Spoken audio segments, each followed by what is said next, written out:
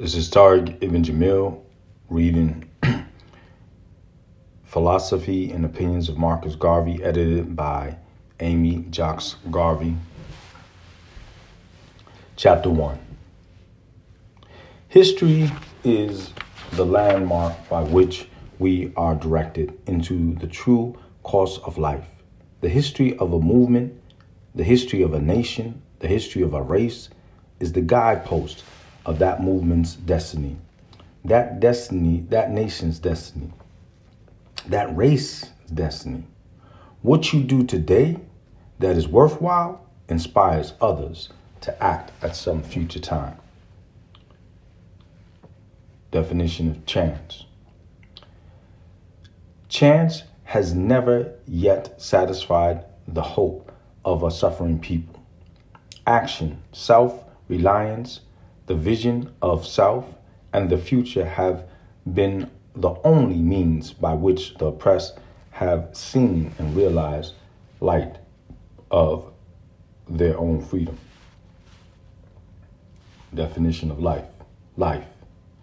Life is that existence that is given to man to live for a purpose, to live to his own satisfaction and pleasure, providing he forgets not the God who created him. I'm going to say that again. Providing he forgets not the God who created him and who expects a spiritual obedience and observation of the moral laws that this God, has inspired. There is nothing in the world common to man that man cannot do. The ends you serve that are selfish will take you no further than yourself, but the ends you serve that are for all in common will take you even into eternity. It is only the belief in the confidence we have in God why man is able to understand his own social institutions and move and live like a rational human being. If you take away the highest ideal, faith and confidence in God, and mankind at large is reduced to savagery and the race destroyed. I will say that again. If you take away the highest ideal, faith and confidence in God, and mankind at large is reduced to savagery and the race is destroyed. A race without authority and power is a race without respect. Definition: criticism. Criticism is an opinion for good or ill, generally indulged in by the fellow who knows more than anyone else, yet the biggest fool. There is no criticism that calls not forth yet another. The last critic is the biggest fool of all, for the world starts and ends with him. He is the source of all knowledge, yet knows nothing, for there is not a word one finds to use that there is not another that hath the same meaning. Then wherefore do we criticize? Definition of fear. Fear is a state of nervousness, fit for children and not men. When man fears a creature like himself, he offends God, in whose image and likeness he is created. Man, being created equal, fears not man, but fears God. To fear is to lose control of one's nerves, one's will, to flutter like a dying fowl, losing consciousness, yet alive. Definition: ambition. Ambition is the desire to go forward and improve one's condition. It is a burning flame that lights up the life of the individual and makes him see himself in another state. To be ambitious is to be great in mind and soul, to want that which is worthwhile and strive for it, and to go on without looking back, reaching to that which gives satisfaction. To be humanly ambitious is to take in the world, which is the province of man. To be divinely ambitious is to offend God by rivaling him in his infinite majesty. Say that again. To be divinely ambitious is to offend God by rivaling him in his infinite majesty. Admiration. Definition: admiration. Admiration is a form of appreciation that is sometimes mistaken for something else.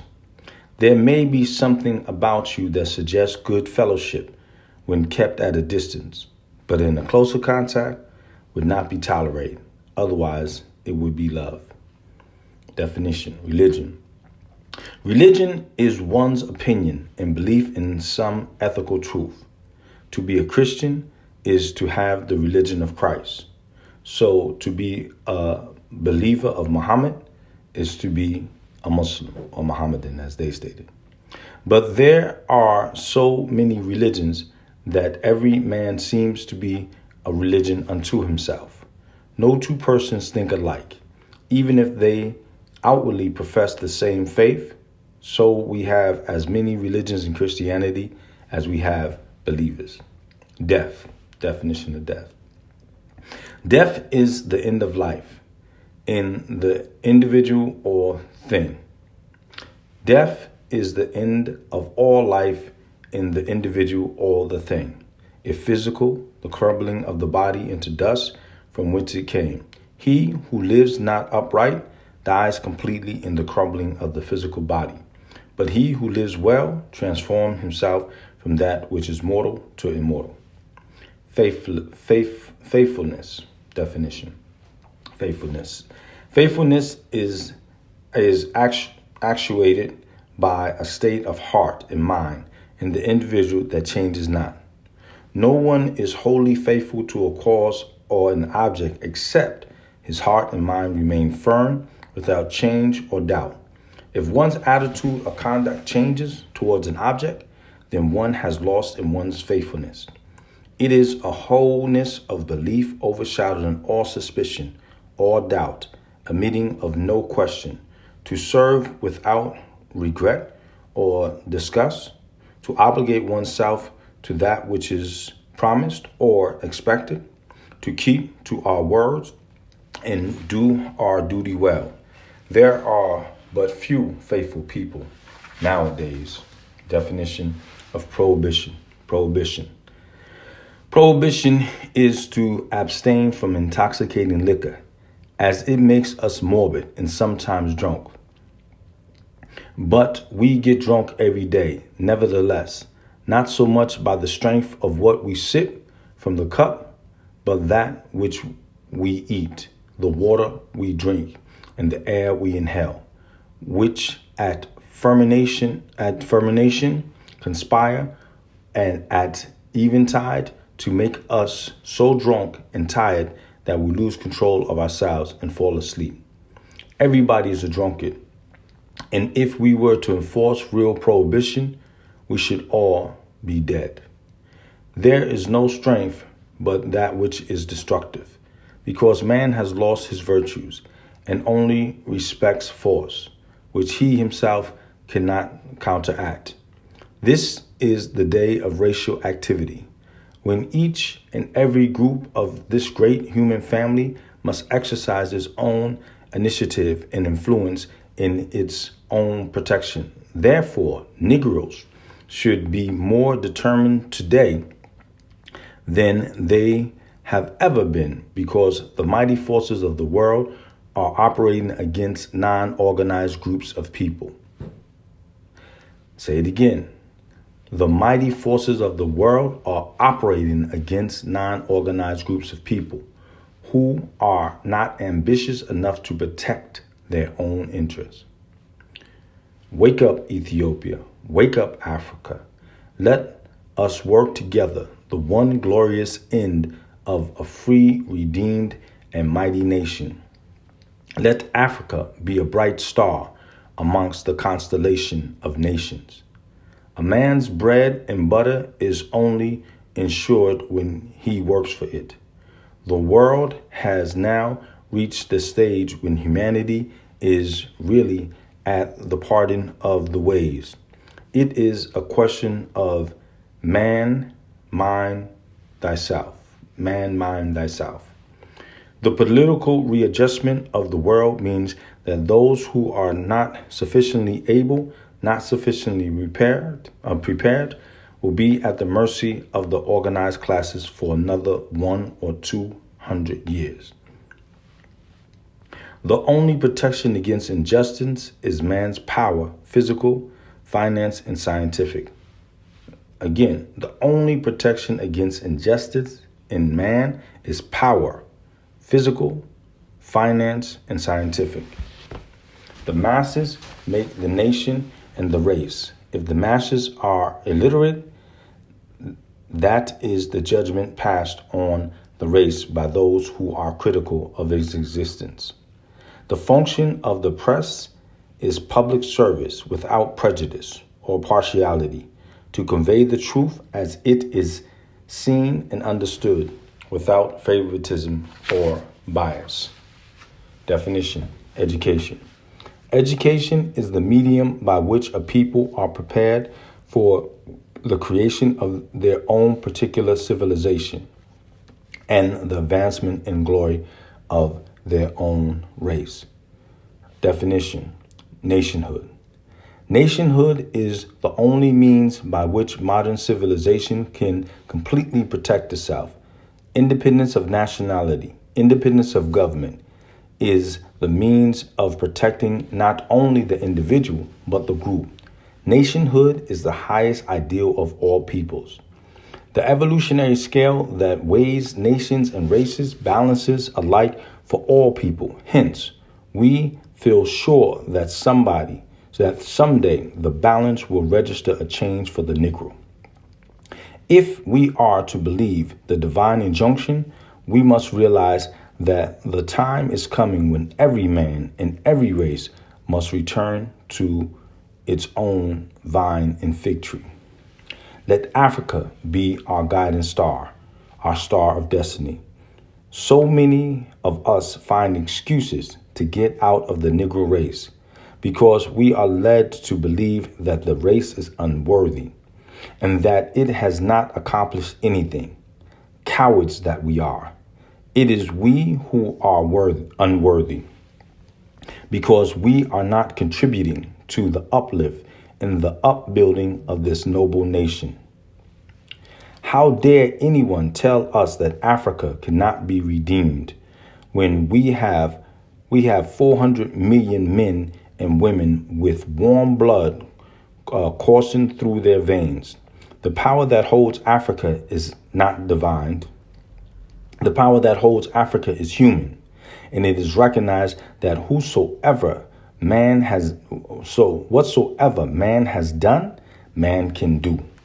We of the Negro race are moving from one state of organization to another, and we shall so continue until we have thoroughly lifted ourselves into the organization of government. Be as proud of your race today as our fathers were in the days of yore. We have a beautiful history, and we shall create another in the future that will astonish the world. Definition of woman. Woman.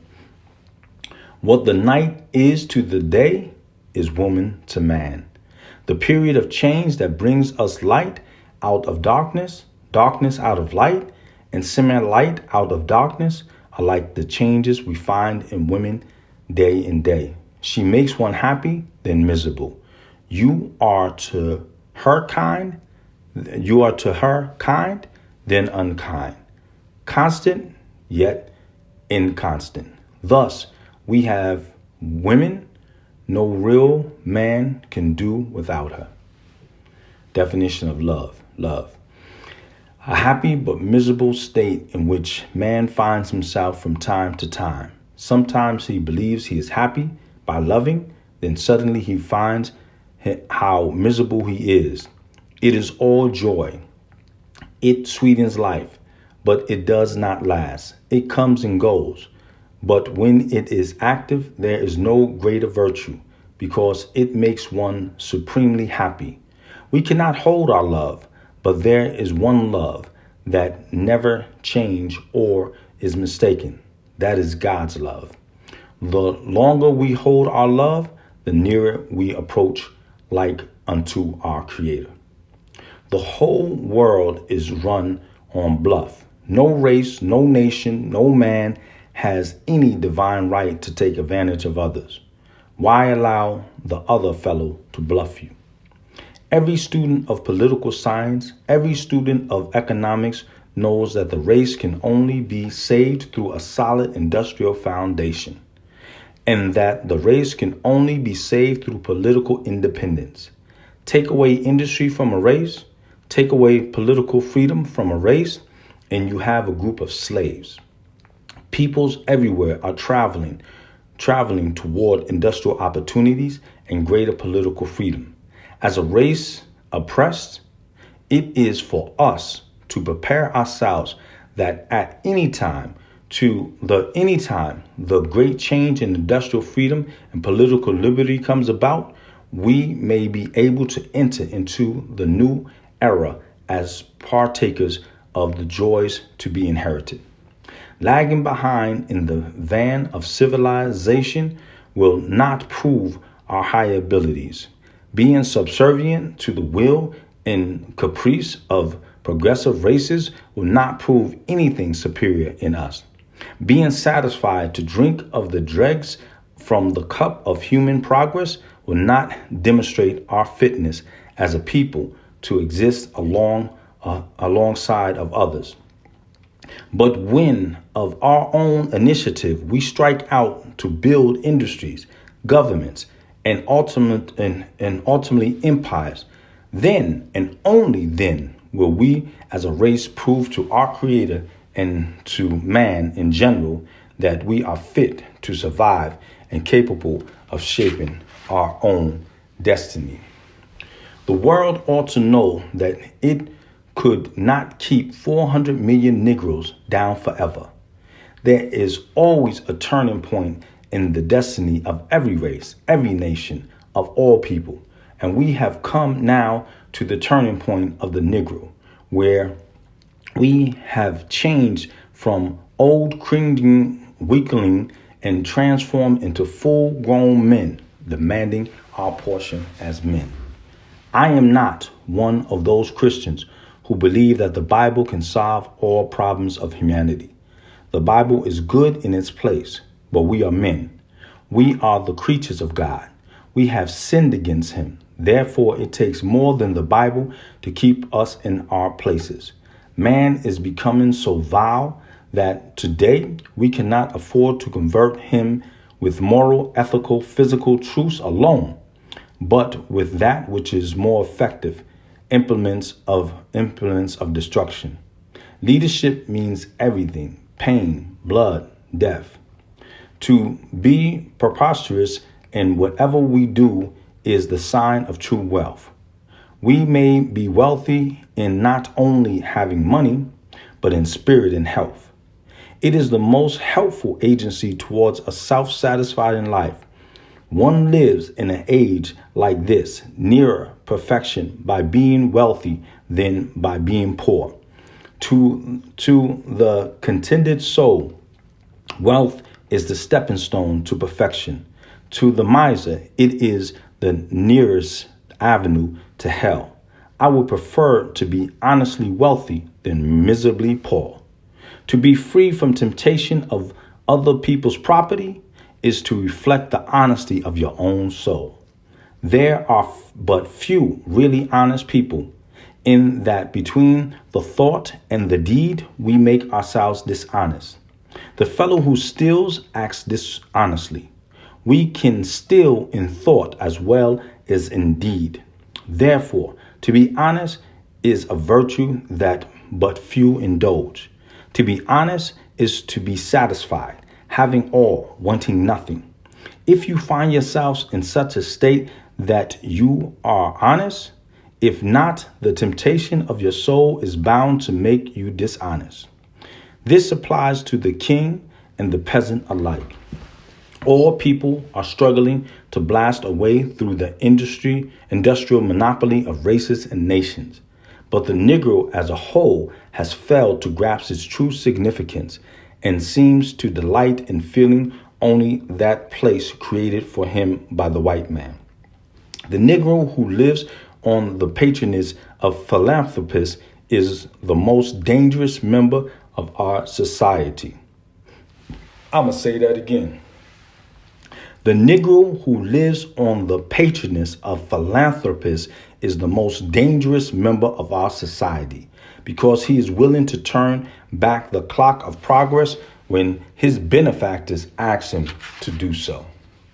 No race in the world is so just as to give others for the action a square deal in things economic, political, and social. Men who are in earnest are not afraid of consequences. No one knows when the hour of Africa's redemption cometh. It is in the wind. It is coming. One day, like a storm, it will be here. When that day comes, all Africa will stand together. Any sane man, race, or nation that desires freedom must first of all think in terms of blood. Why even the Heavenly Father tells us that without the shedding of blood, there can be no remission of sins. Then how, in the name of God, with history before us, do we expect to redeem Africa without preparing ourselves, some of us to die? Without preparing ourselves, some of us to die. I pray, God, that we shall never use our physical prowess to oppress the human race, but we will use our strength physically, morally, and otherwise to preserve humanity and civilization. For over 300 years, the white man has been our oppressor, and he naturally is going to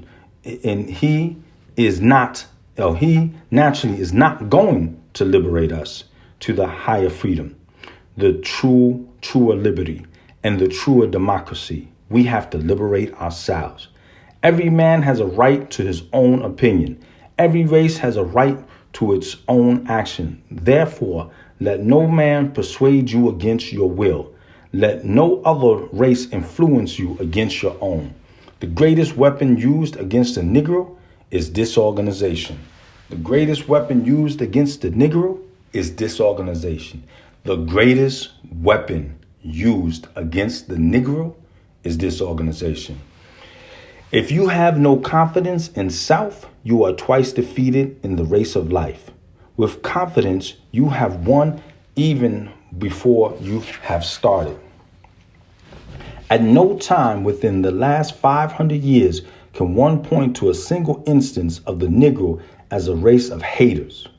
The Negro has loved even under severest punishment. In slavery, the Negro loved his master.